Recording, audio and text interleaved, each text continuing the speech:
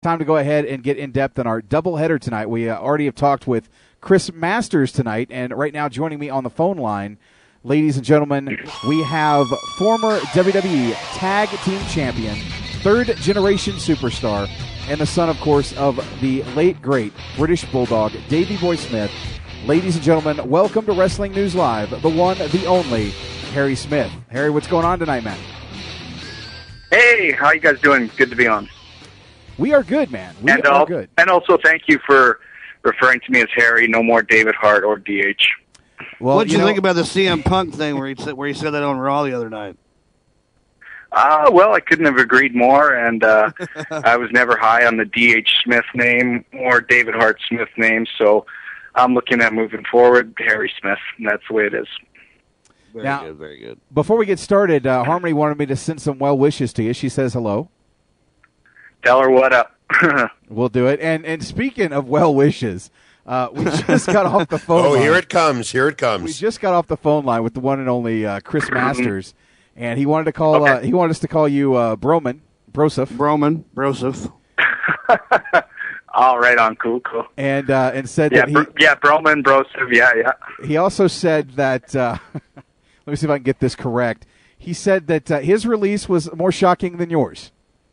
Oh yeah, I mean, I was not really shocked by my release. I was actually, in some ways, sort of relieved, and I was glad that John, left me, got me out of my contract like that, and he didn't try to bring me back onto Raw a couple more times to stooge me out or anything, or ask me to go back to FCW to take hip tosses, or he asked me, just release me, and I wasn't forced to be quitting like Gail Kim and some of these others. So I was sort of relieved in some ways, and not really surprised.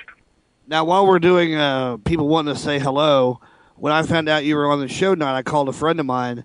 I'm here in Oklahoma. I'm in Tulsa, and when you guys did a house show, you guys did a show here. I believe it was a Raw or a house show or something here. You were a part of it, and you went to a bar after the show and hung out with a friend of mine on the patio.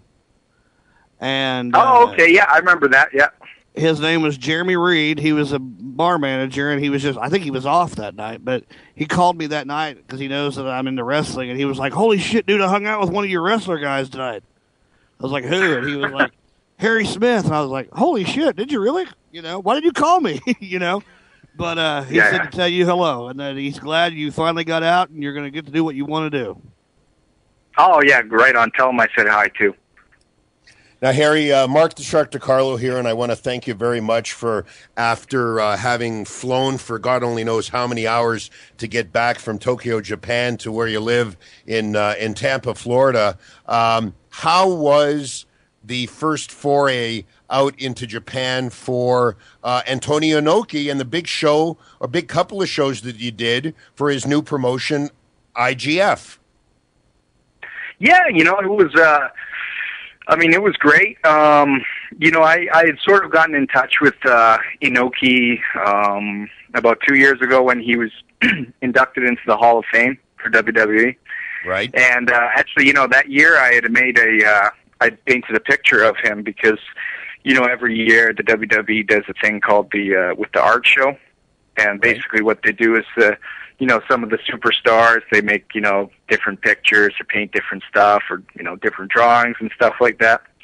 And they make these things and then they auction them off and then the donations go to charity. So I thought, well, Inoki's been one of my, sort of inspirations and, one of my favorite wrestlers and stuff like that. So I thought I would, make a picture of, paint a picture of him and have it, auctioned off and go to charity and everything. So I kept, I made a copy and gave it to Inoki, and he was, very thankful for that. And, it got raffled off and everything. So, and I was glad to see when I went to the IGF offices that the Inoki picture I gave him was hanging up on the wall there. So, I was already sort of, I guess making connections before I left WWE, and, Inoki treated me very well when I just went over there, and I think I'm supposed to go back over in December, so definitely looking forward to it.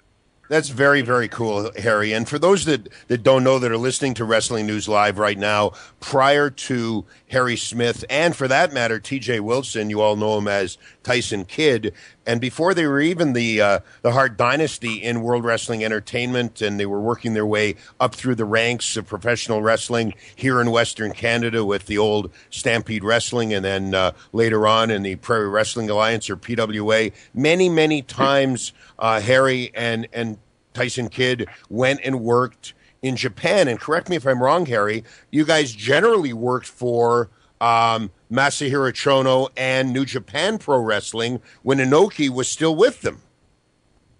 Yeah, that is correct. And actually I wanted to continue working for New Japan. Unfortunately, at that point, there was a big sort of, change in the office. And Inoki had left New Japan shortly after my last tour, and Tokyo Joe, Joe Daigo, who still lives up in Calgary and was a former New Japan scout, he sent TJ and myself over there. And there was sort of a change in the office, and Joe was very good friends with CG Sakaguchi.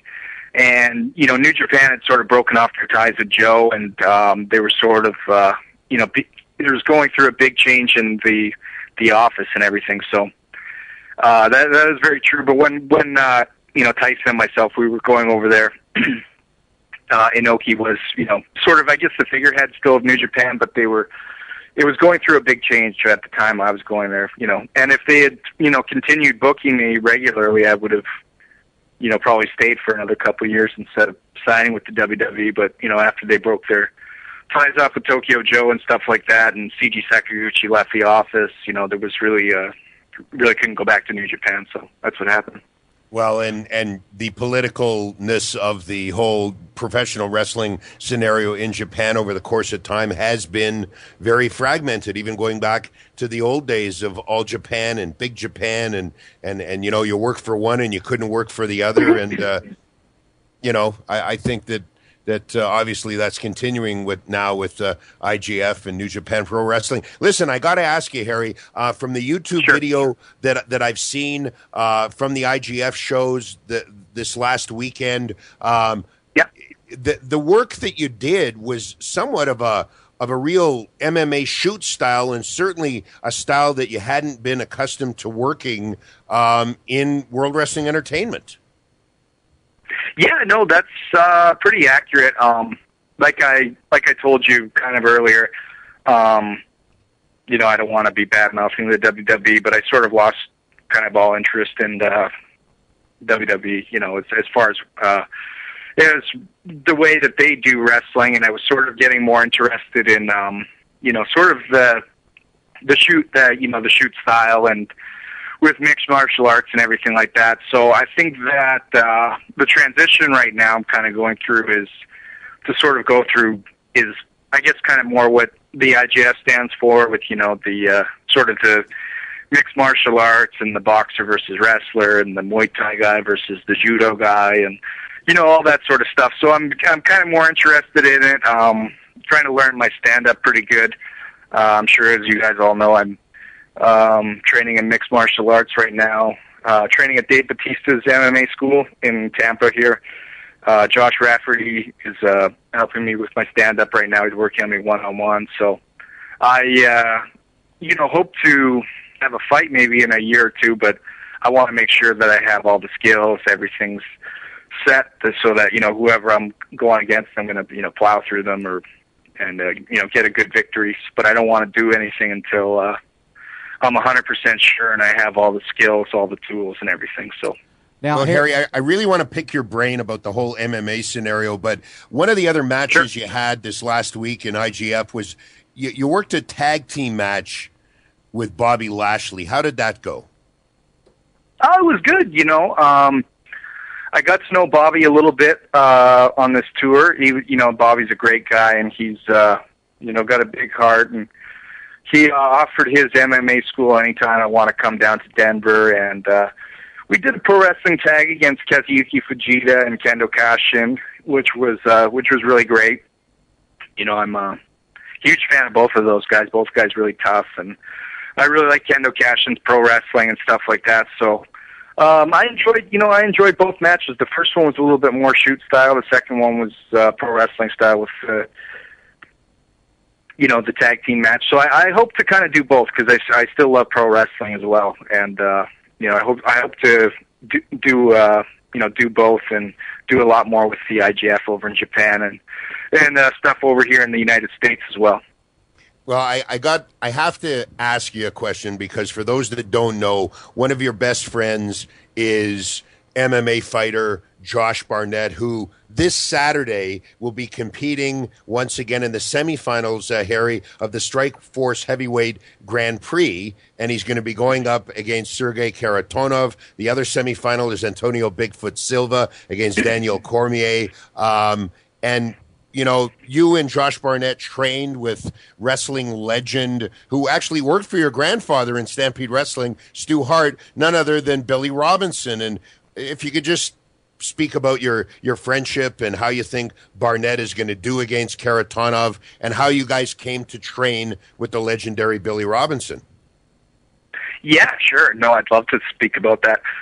First off, I think Karatonov is, he's a great opponent for Josh. He's big, and I believe he's a Russian Sambo fighter. I think Josh is going to win, although, it might not be an easy win. Karatonov's, dangerous fighter, but I see Josh Barnett as winning that whole tournament, the Strikeforce Heavyweight Tournament. I don't really see who up there is going to be able to, avoid being taken down by him, and Josh is just a complete beast on the ground. I mean, he's done training with Billy Robinson like myself, and Billy Robinson was actually the first coach of Kazushi Sakuraba, who beat Ford the Gracies about 10 years ago, about that.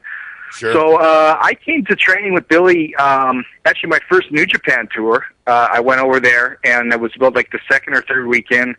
I had broken my hand, unfortunately, and we had about 4 days off in Tokyo, and they told me I was being sent home, and the referee time, I said, well, is there anything you want to do before you go back to Japan? I said, well, yeah, I want to meet Billy Robinson, shoot, that's, So he took me over there, and we took some pictures, and he showed me some holds, and unfortunately my hand was broken at the time, so I couldn't really do anything. And then, as luck be have it, about 2 years later, in 2007, Billy came up for a seminar up to California. And by that point, I was working on my MMA skills and mostly grappling stuff. And I came down and trained with Josh a bit, and he was really happy with my progress and everything. And I trained with Billy, a little bit. And then Billy came down about another year later. I think it was 08 or 09. And I've been still working on his stuff that he had shown me. And he said, he goes, whoa, and he goes, oh, you really improved and everything. And he goes, I really see something special in you, and, hopefully I can get my hands on you and train you, blah, blah, blah. And then, luck be have it again, I guess, Billy ended up moving to Little Rock, Arkansas, which is where his son Spencer lives, and he's pretty high up in the military. And, I guess with Japan and stuff like that over there, because his hips are really bad, so he can't, I guess, get on the ground as much as he wanted to, and down in Little Rock, his son Spencer can sort of take better care of him, but works out great for me because I live in Florida and it's not that far. And since with the training with Billy, he's sort of taken me under his wing, and he's promised me. He said that he really wants to make me the best before he passes on. And I know he's getting kind of old, and his health isn't exactly the best, but he really sees something special in me, and I seem to have, I guess, sort of a gift for mixed martial arts. I've got a lot of great natural strength, and my strengths in mixed martial arts, I'm not really that strong on the weights, but with wrestling with people, everybody goes, "Geez, this guy's strong," and Barnett says, he's called me a beast before and stuff like that, which is funny, but then I'm naturally got natural flexible shoulders and sort of a natural flexibility. So I don't know if mixed martial arts, it could be the whole, a total career change from pro wrestling all the way to mixed martial arts, or could be just a couple fights and I stay with pro wrestling. I'm not exactly sure at this point, but whatever the case may be, I want to make Billy Robinson proud and Josh proud too. Is bottom line. Well, you know what, Harry? For those that don't know, Billy Robinson and his buddy at the time, about 35 years ago, Jeff Ports, were regular participants in your grandfather Stu Hart's Stampede Wrestling, and they were actually the precursors of many great British professional wrestlers, and certainly the precursor to your father, the British Bulldog, Davey Boy Smith, and your uncle, the Dynamite Kid, who I was very happy that for you and for Tom Billington that you got a chance to see each other in your last WWE tour of Great Britain. Yeah, no, absolutely. Actually, it's funny enough was my dad and Dynamite. They actually started originally in the Wigan Snake Pit over in Wigan in England, where Billy Robinson originally started from, and Carl Gotch and Billy Joyce and John Foley and some of these other guys. And they originally actually started, learning catch wrestling down there, and they happened to switch over into professional wrestling. I believe Steve Wright was over there when Dynamite was first learning. Steve Wright and another, I think, Roy Wood. Anyway, but, so it's kind of interesting because they originally started in that and, went on to their professional careers. But my meeting with Dynamite Kid was great. We met last November in his condo in Wigan. He actually still lives in Wigan. And, he was, physically wasn't exactly in that great a shape, but mentally he was still pretty sharp. And his daughter Bronwyn brought over a DVD of some of his matches over in Japan, that some of the ones he did in about 1990 that he's probably never seen before, but we were watching them, and he was sort of watching, and he goes, "Oh yeah, here comes the finish, good one." He sort of remembered everything that was happening in the matches, and he was still pretty sharp, and I think it was really good for both him and me. We got to meet, and he was very kind and everything, because I know him and my dad, when they sort of had a bad breakup with the tag team, and he ended up going back to England, sort of broken, and so I think it was good for both him and I hope I get to see Dynamite if I go back to England, and for other future shows or whatever like that. So I'm trying to work on trying to get him a trip to Japan or something like that for sign autographs and do a fan convention, but there's nothing really set on that yet, but working on something. Well, and I heard a rumor from Bronwyn, your cousin, daughter of Dynamite Kid, at the SmackDown show here in Calgary 2 weeks ago, where there might be a deal brewing with Dynamite Kid doing a shoot interview. And my God, for those of you, and I'm sure, Harry, you read the Dynamite Kid's book, Pure Dynamite. It was a fantastic book, and I'm sure he's got some fantastic stories to tell if ever there was a shoot, DVD or audio disc ever done. Yeah, I know Rob Feinstein's contacted him. I'm glad you said it, because I didn't. I'm glad you said it, Harry, because I didn't want to. But go ahead. Yeah, that's fine. I know he's trying to. There's nothing set yet, and but I know he's trying to work on it, or try to, I guess, fly to England to do it, because I guess a flight from England to Japan is shorter than England to Canada or something like that. I don't know, or Sure. I don't know. So anyway, but I know he's trying to get Dynamite maybe to Toronto, or he's trying to get to England. He is trying to do it. I don't know if he's going to be able to or not. Certainly, it would be a great shoot interview to watch. So.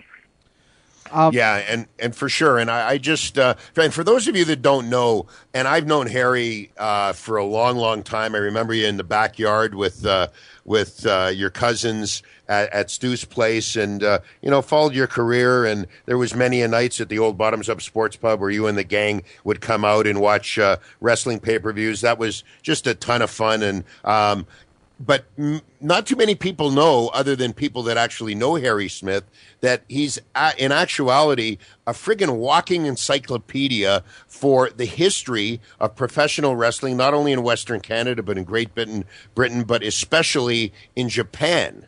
and I know you really enjoy. Right.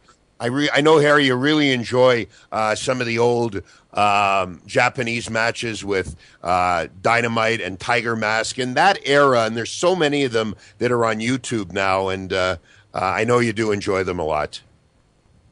Yeah, no, absolutely. I mean, geez, that's. I try to find any hidden treasures on YouTube and all that. And actually, when John fired me, he called and he said, "I'm sure you're probably just dying to go back to Japan, huh?" And he knows about how much I like Japanese wrestling and all that. And I still love pro wrestling, and I still want to continue doing it. I guess. Sort of the best way to put this, and Spencer could probably, you could probably agree with me on this. Like, I guess they'd be similar to Mauro Ranallo in the way that, I believe that Mauro Ranallo is a great, great wrestling commentator. I think that he was sort of born with that mouthpiece, that he should be a wrestling commentator. But, however, for whatever reason, the way that life works and stuff is that him commentating for mixed martial arts happens to work better for him than trying to work for WWE as a commentator, and I think he's better than all those other guys that are on there commentating. But, for whatever reason, it's better for him to do mixed martial arts, so it might be the same case for me, where, born to be a pro wrestler, but for some reason, or other, mixed martial arts seems to be an opening or better for me. I don't know. If you could, you know what I mean on that, Spencer, right? Absolutely, and I mean it's always good to keep those doors open. And now that you have opportunities out there outside of World Wrestling Entertainment, it'll be very interesting to see where those open doors take you. And for those of you that don't know who Harry was talking about, Mauro Ranallo started out at West Coast Championship Wrestling in Vancouver, was for a short time the voice of Stampede Wrestling. Later on, he was the voice with Boss Rutan on the broadcast team in Pride, and of course now is the voice and the play-by-play voice of Strikeforce MMA promotion in the States. And guys, JJ and Trey, chime in. Ask Harry anything you so choose. Well, yeah, actually, this is JJ, and I've got a couple questions coming in from the chat room. The first one is from Mysterio Soper. Question for Harry. Is there any non-signed WWE or TNA wrestler currently working who you would think would be a good pick as a partner to go over to Japan as your partner and maybe do some cross-promotional battles in places like, say, All Japan? Yeah, that's a good question. Non-signed to TNA or WWE? Yes. Huh. Yeah, well, possibly Teddy Hart. If I could team up with him and sort of control him.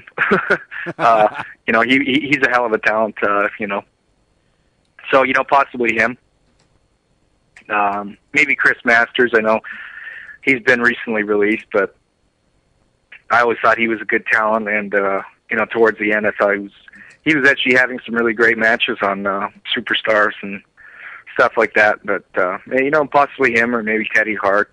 I don't know who else. There's a lot of guys that are, sort of signed up. Maybe Fit Finley. I've always been a huge fan of his. I'm actually supposed to wrestle him, I think, November 6th up in Toronto. Oh, wow. It hasn't been advertised or anything yet, but certainly looking forward to that. Finley's a world-class professional and just a, tough SOB, so I'm looking forward to that. Now, I'm supposed to ask from the chat room. Sorry, Jay. I'm supposed to ask from the chat room. Somebody wants to know what the duck is. What the duck is? Yeah. Well, shoot. Well, I guess some guys have all the duck, you know what I mean? I guess. Some get nothing but champagne or complain. I don't know. Now, right? No doubt. Since you brought up Teddy Hart, this is a pretty good segue. This Friday night on the 9th, there's a big show here in Calgary at the Sutina Reserve that's going to see you and Ted Hart taking on the tandem of former TNA superstars Generation Me, of course now going back under their actual names as the Young Bucks, as the tag team main event. Yep, that's correct. It's supposed to. It's September the 9th, correct? Yes. Yep. Yeah, I'm looking forward to it. The Young Bucks are a tremendous tag team and all that. I always thought, sort of a great tag team match that could sort of happen would have been the Hart Dynasty, Tyson Kidd, myself versus the Young Bucks. But unfortunately, WWE, they don't do stuff like that cross promotionally anymore. So, but I'm looking forward to that definitely. Well, and speaking of that, both myself and Mark the Shark DiCarlo have actually signed on this past week to do the commentary for the show. So I'm actually looking forward to catching that on Friday and seeing things firsthand. Oh, awesome. Question from the chat room. Anthony Farley wants to know, let me scroll back up here. Mm-hmm. He says, before you were released, you came to the arena in a cowboy hat. What was that all about? Ain't nothing wrong with wearing a cowboy hat, by God. Yeah. It was one of Pat Patterson's sort of ideas, being that I'm from Western Canada and, Cowboys are big there and everything. So, he mentioned to me about wearing a cowboy hat. So I thought, I'll give it a try and all that. And Pat's got a great mind for the business and everything. So I did give it a try. It was a little, I sort of started to like it when I was wearing it more, and little kids at the airport liked it and all that. But WWE seemed to be sort of content on not doing anything with me, so there's really nothing behind it. But I didn't mind wearing it. I kind of liked it. It attracted attention. Like, who's that guy, the big tall guy with the cowboy hat? And I gave it a try. It didn't there's nothing really there. So. It's pretty funny, Harry, that I think that you brought up the fact that Pat Patterson brought up or suggested the whole gimmick with the cowboy hat, because I believe it was Pat Patterson who, when your uncle Bret the Hitman Hart and Jim the Anvil Neidhart, even before they were a tag team in World Wrestling Federation, it was Patterson that gave your uncle Bret the whole, well, we would like you to go to the ring riding a horse and wearing a cowboy hat, and Bret kind of reluctantly did it, and it was kind of half over and half not over. But, some 20 years later, he's feeding you that same hat. Yeah. I don't know. Was that Patterson or was that George Scott that was mentioning that to Bret? I think it was probably George Scott, but some would say back in the day you couldn't tell the difference between George Scott, who actually worked for your grandfather Stu for a little while, but some would say you couldn't tell the difference between George Scott and Pat Patterson there for a while. Oh, okay. No, I actually really like Pat a lot. So I can't, say anything bad about him. I actually think he's got a great mind for the business and, everything like that. And I don't understand why they have all these writers and this and that when, Vince ends up changing his mind at the last minute anyway. But, Pat, I think, really knows wrestling, and he's, Chris Jericho's always complimented Pat on, his knowledge of the wrestling business and everything. And Pat was always great with me with advice, so I can't really badmouth him or anything. No. Like that. Harry, I wasn't asking you to badmouth Pat at all. As a matter of fact, I've known Pat Patterson for many years, and it's funny how the old AWA guard, Pat Patterson, Nick Bockwinkel, Billy Robinson, are so revered of having such a great mind for the business, and they all came up at the same time. Yeah, no, absolutely. I mean, they all do. I mean, Billy Robinson too. I mean, I would show him my matches from WWE, and he'd give me advice. And Pat was always cool. And I think Johnny Ace. I think he actually. I think he knows wrestling somewhat too. He spent a lot of years over in Japan and sure. With All Japan and all that. And John and I, we were always on good terms. And I think when I sort of was first signed, I had a sort of a vision that, one year at WrestleMania, years down the road, that Johnny Ace would be there sort of helping me put together a complicated All Japan style finish for my main event at WrestleMania or something like that. So there was a lot of great guys in WWE, like Johnny, Pat Patterson, all the agents, Dean Malenko, Arn Anderson, Fit Finley, Jamie Noble, Ricky Steamboat, Mike Rotunda. There was a lot of great guys to learn from there. So, and of course, like you mentioned, Nick Bockwinkel and Billy Robinson, some of these old timers too. Well, for sure, and I got to ask you, at some point down the road, do you foresee getting back into WWE, or if you had your choice, would you tend to go towards MMA at this point in your life? Well, it's one of those deals where, how should I say this? I'll put it this way: if I could be successful outside of WWE, I would rather take that. I spent 4 or 5 years down in WWE, and I was just kind of more disappointed that they never gave me a full shot and a full chance. They never, the company never got behind me like a big push like they did with Sheamus and Drew McIntyre and some of these other guys.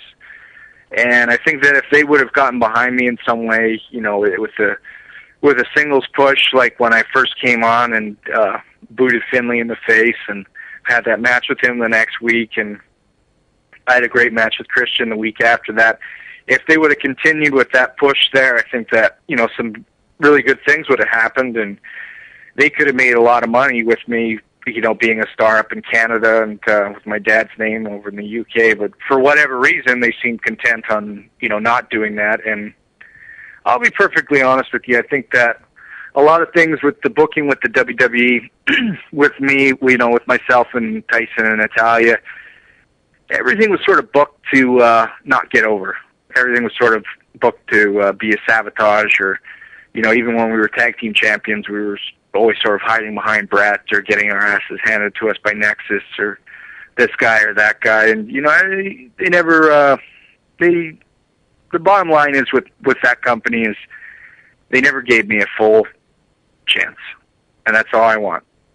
And I don't know if I would ever go to TNA or whatever, but all that I would want is a full chance. And to answer your question, foreseeing go back to WWE, reality is probably, yeah, I'll end up back there. And the reason why I say this is, there was a lot of things like years ago when the screw job happened with my Uncle Brett, and I remember my dad was really, he was really broken about that. And a couple months before that, he ended up losing, and I think it was Birmingham, England, to Shawn Michaels at the One Night Only event in front of his dying sister with cancer. And he was really hurt by that, and he sort of vowed, I remember at the time, he was paying like $100,000 or something to get out of his contract to go to WCW, and he's vowing he would never go back there. And, 2 years later, what do you know? He's, WCW ended up being the worst thing for him, Jim, and Brett, so, and they ended up back in WWE. So reality is I'll probably end up back in WWE, and whenever that is, I don't know. But and you know what, a wise man once said, go ahead.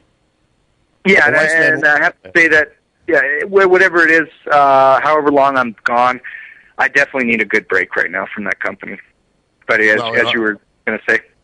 Obviously, and that's obviously what you've expounded here on Wrestling News Live tonight. And, you never say never. And down the road, I remember when Brett initially was a cowboy and they didn't know what to do with him, but finally they figured it out. And, it's really disheartening, I think, for Harry Smith fans that, they didn't have anything for the Hart Dynasty and finally, and then you get Future Endeavored, and then all of a sudden there's all this talk about how the tag team division is going to be pushed, and Hunter wants to push the tag team division, and don't feel bad, feel good, and like you say, it was time for you to get out and get a breath of fresh air and move on and work Japan and work around the world. I know in the next couple of months you've got a number of dates in and around Western Canada booked, so that's got to be fun for you. Oh, yeah, sure. I mean, I always love coming back to Canada. September 15th, I'm up in Red Deer. September 16th is Lethbridge. and September 17th is Outlook, Saskatchewan, and then I believe November 18th and 19th I'm back up for the Prairie Wrestling Alliance, where was my first sort of stomping grounds with Kurt Sorokin with the PWA. So I'm really looking forward to that. And it just was. And another thing I've got is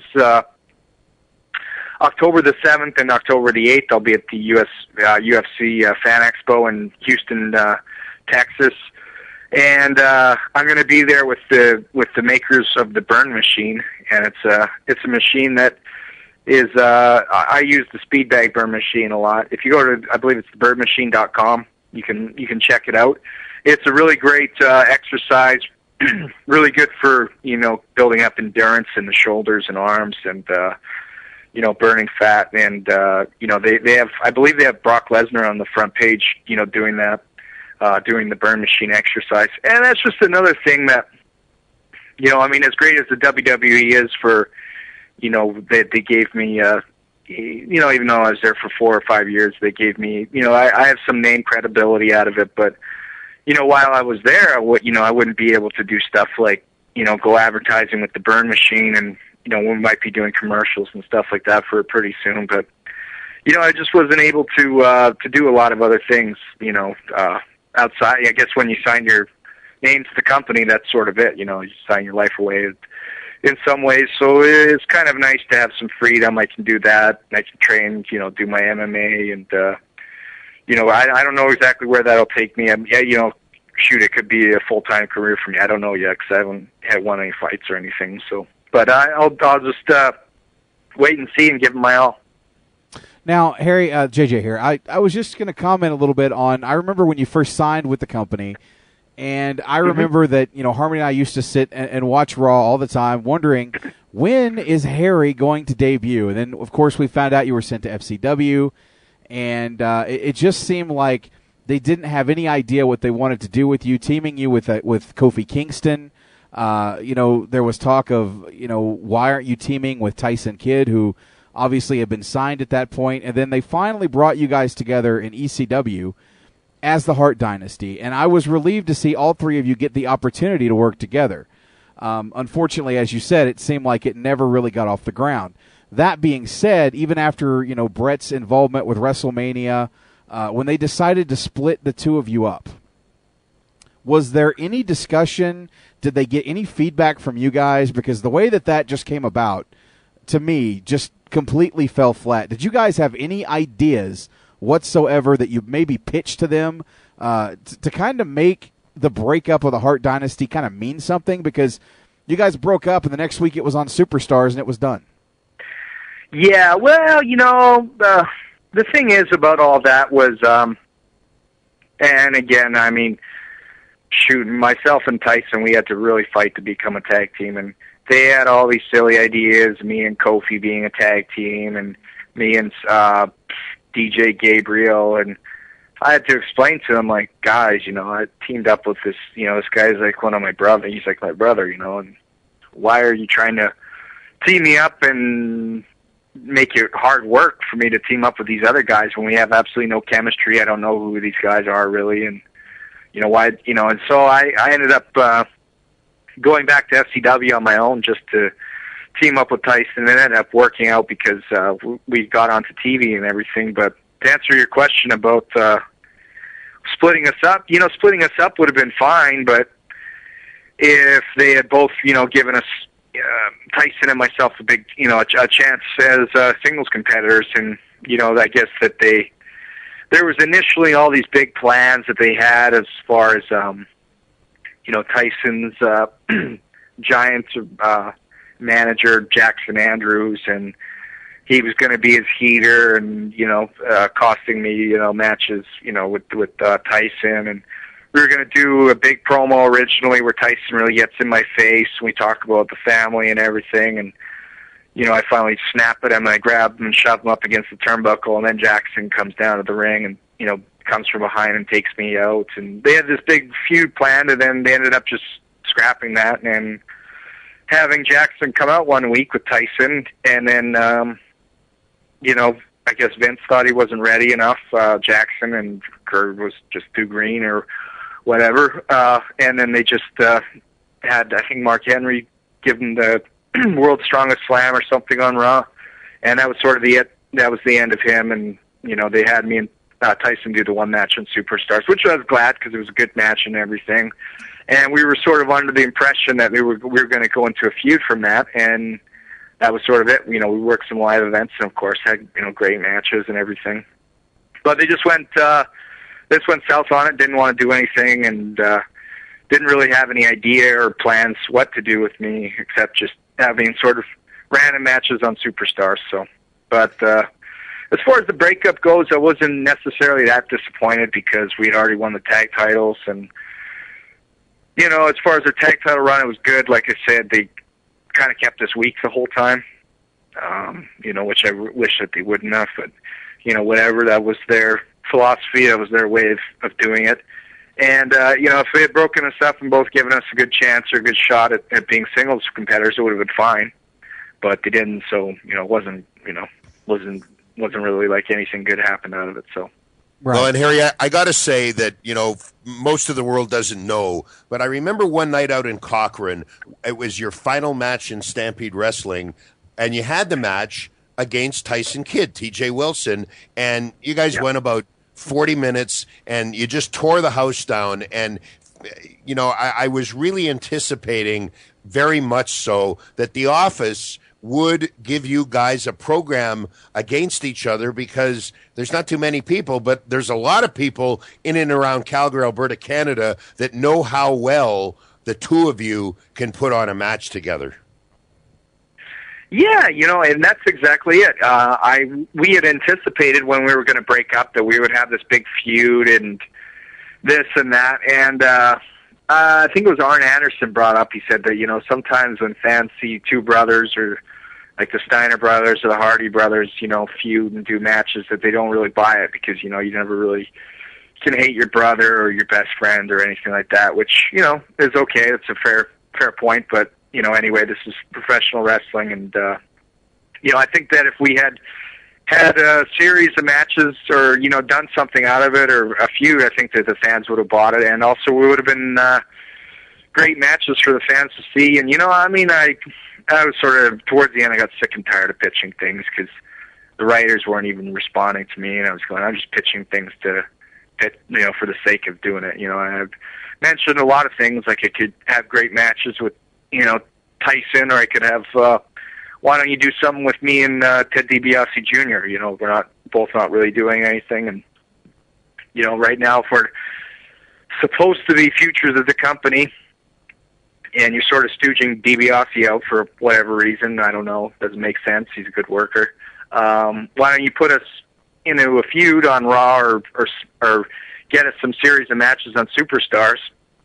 Because at least we're going to add, a good match to the card, and, it's going to make sense. We're both third generation, superstars and all that sort of stuff. So, and, they just seem sort of content on not doing anything with me and not really giving me a chance, and that's all I ever asked for.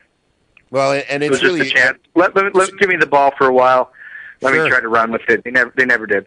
So. Well, and I mean, it's really a shame, and I think what you said about Arn Anderson couldn't be the furthest thing from the truth. It worked with Brett and Owen, and even going back to the old Stampede Wrestling days, certainly when your father, the British Bulldog Davey Boy Smith, and Dynamite Kid first arrived on the scene as relatively green 18 and 19-year-olds, and they split and turned Dynamite heel and put him with a very famous Stampede Wrestling manager at the time, J.R. Foley. The fans just ate it up.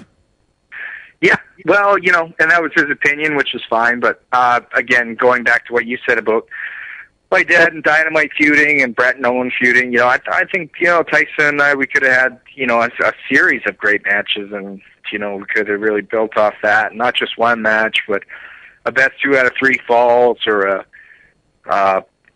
ladder match. I mean, I guess we wouldn't have a title involved, but, why don't I make a title, I guess? I don't know. And, they one of the things is that I couldn't understand why they didn't do more with their Superstar show. It was at 1 hour of supposedly straight wrestling, and towards the end, they just had about the same 6 guys on there every week in just pointless matches where they go, okay, well, Tyler Rex lost this week, so he's going to win this week, and Chris Masters lost last week, so he's going to win this week, so we have to switch the people around, and blah, blah, blah. You know, I mentioned to those idiots, I mean, I don't mean to call them idiots, but, you know, why not have, you know, say me and Sheamus work superstars. I lose to Sheamus, 10, 12-minute match, puts me over as being a contender, and Sheamus goes, boy, you know, that Harry Smith, not DH, is as a hell of a competitor, and yada, yada, yada, and sets him up for the next pay-per-view right before the next pay-per-view and gives him a match. And, you know, even though I'm losing, but I'm still being put over as somebody, not just, okay, win this week, lose next week, win this week, lose next week.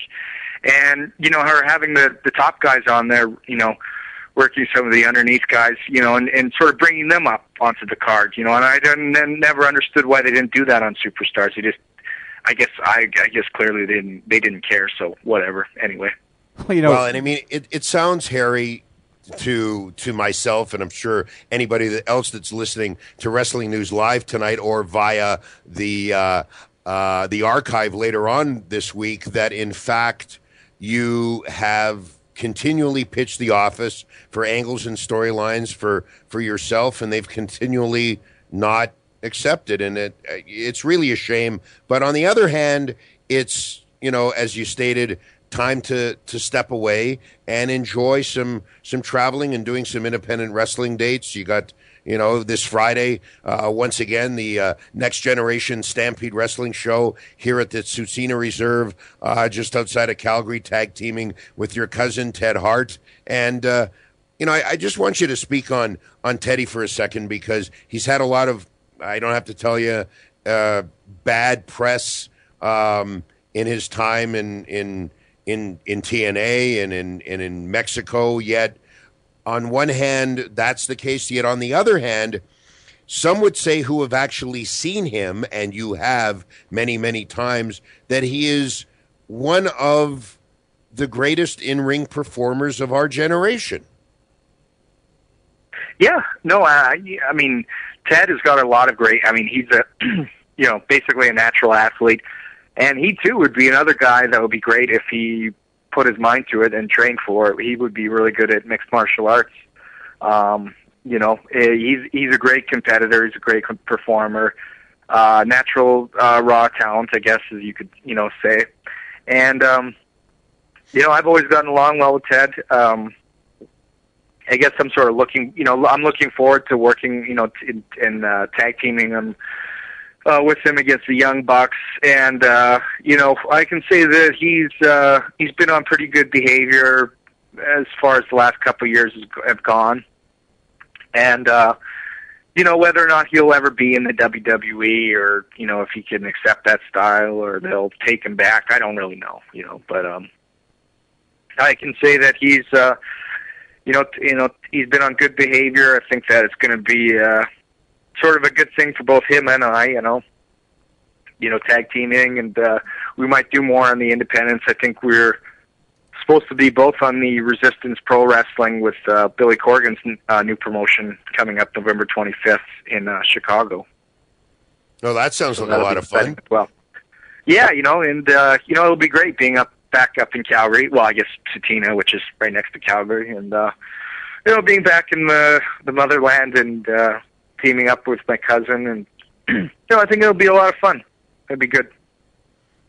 Well, and I know that we're all looking forward to seeing you once again here in Calgary on Friday night, and of course, JJ Sexy and I will be doing the broadcast, the play-by-play, and the color commentary on Friday night. We're really looking forward to calling your match, tag teaming with Ted against the Young Bucks. And for those that don't know, it will be after it's edited. We are doing 2, maybe 3 shows this coming Friday. It'll be edited down. It'll be on the OVTV YouTube channel. And then subsequently, for our Canadian listeners, it will be on the APTN network that is being seen right now Canada-wide on it's actually the Aboriginal People's Television Network, or APTN for short. And who knows where else the Next Generation Stampede Wrestling show might take us. But you know what?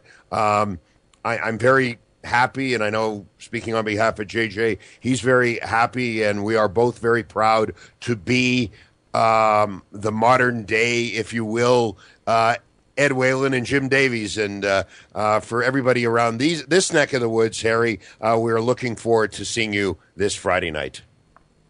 Oh, yes, definitely looking forward to seeing all of you and seeing all the great folk up in Calgary, Alberta, Canada. Now, a couple of things I want to touch on really quick before we let you go, Harry. First of No all, problem. you guys were talking a little earlier about the show in Cochrane that was your farewell before you had gone on to the WWE. Unfortunately, I was a little too late getting here to Canada to actually see that, but I have seen some of the video footage from that match, and the thing that stands out, aside from the fact that you guys, wrestled your asses off and had a fantastic match, the finish I loved. TJ going to the top to deliver a Hurricane Rana, and you reversing it into a powerbomb, sit-down powerbomb from the top for the finish. Just a spot to me that was amazing, and I would have loved to have seen you guys have the opportunity to work a match on Raw or SmackDown with a little more fanfare than, say the show like Superstars. My second point, I was wondering, when the whole Bret Hart scenario came into effect with him versus Vince McMahon, with the entire Hart family involved, going into that WrestleMania, was there any talk at all of the WWE possibly inducting the British Bulldog into the Hall of Fame at that point? Nope. Still hasn't been any talk. Hopefully, if I go back there in a few years and be a big star or something like that, it would be great. Obviously they have a whole bunch of people that they still need to induct into the Hall of Fame, so, I guess that time can sort of wait. But, no, there's been no talk about that. That's something that's kind of bothered me, because that's, Davey Boy Smith was one of my favorites, growing up, and I love the matches, especially, obviously, going back to Wembley Stadium, SummerSlam with him and Bret. Yeah. Probably one of my top 5 matches of all time, and, he deserves to be there, and as does Owen, but I don't think that's ever going to happen simply because of Martha, but we'll see. Yeah, that's kind of too bad. I guess they have better guys to, induct, like Drew Carey and stuff. So, well, you got to have the celebrity wing. Whatever, guys. You know what I mean. That's like with WWE. It's like it's bittersweet. You know what I mean. It's great when it's great. When it's bad, it's bad. No, I would agree with that. But again, I want to echo Spencer's sentiments. I'm looking forward to working with you and Ted this week at the Sutina Reserve, and hopefully good things come from the show, and it looks like you've got your head on your shoulders, and I think you're going to have a bright future ahead of you, Harry. Oh, thank you. And, sky's the limit. I don't know if it's pro wrestling or mixed martial arts. I'm going to, give it my all with both, so we'll see. I got one question from the chat room before he goes. Sure. He wants to say, they want to know if you got your Ted pants ready. Is it hammer time? Yeah. Well, he's constructing an extra large pair for myself, so I'll see how it looks when I get there. And, I think you should just do your hair that way in tribute. Just do your hair that way, yeah. Oh, man. Yeah. Shave the lines in my head and everything. That's kind of Teddy's deal. I don't know. If he wants me to wear the pants, sure, why not? Maybe. Oh, man. Hammer time on Friday night. I can't wait. Yeah. It's going to be fun. Well, Harry, before we let you go, man, can I get a quick liner for the show? On the Wrestling News Live. On the SNS Radio Network. On the SNS Radio Network. Yeah. And by the way, Harry, Dwayne Soper says, "Come on, Jumbo, you can do it." Tell him Kendo Cashin has got something to say about that. Well, he can hear you because he's listening and he's in the chat right now. So there you go. Okay. Hey, this is Harry Smith. This is the Wrestling News Live on the SNS Radio Network.